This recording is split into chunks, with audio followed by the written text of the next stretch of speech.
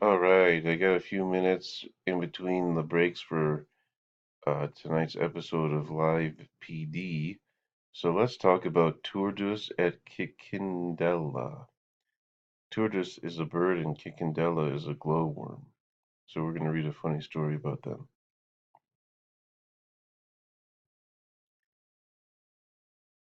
Turdus,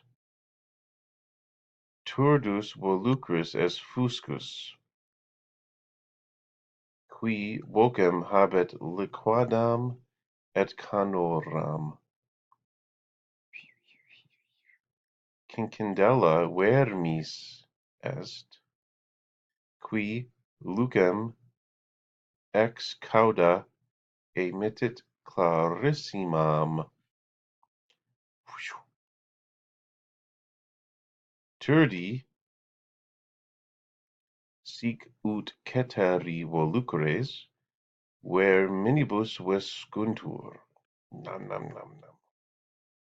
Turdi gratias agunt deis, gratias agunt quod lumen hoc in caudis Cicindellarum posuerunt, quo facilius escam suam inveniant, utrum idem faciant Cicindellae, nec ne nescio.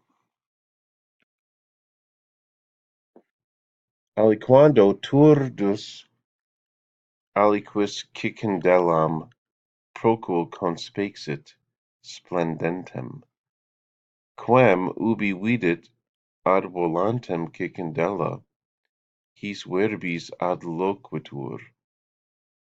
O Turde, inquit, noli festinare, et aliquid commodi percipies, and you will perceive something good for you.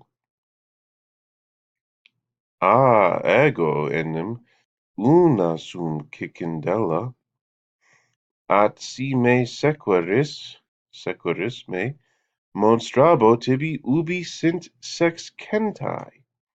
He's saying, I'm only one, but if you follow me, I can show you where there's 600 of them. Ducit eum igitur quo coloni farmers quidam some ignem incenderant monstrat scintillas hic ecce inquit calefacuunt sese multae Cicindellae has ubi ederis alias tibi monstrabo. When you eat them, I will show you others. Continuo ad volat Turdus, exsorbet, gobbles up, quosdam ex scintillis, quae cum gutur laecissent, that is his stomach, when his stomach tore up, exclamat, est in Cicindella periculum, ad Cicindella vale inquit, vincit ignorantiam sapientia. So the little glowworm in his wisdom beat the thrush bird who was trying to eat him. Bene. Oh, looks like Live PD is back on. Catch you on the flip side.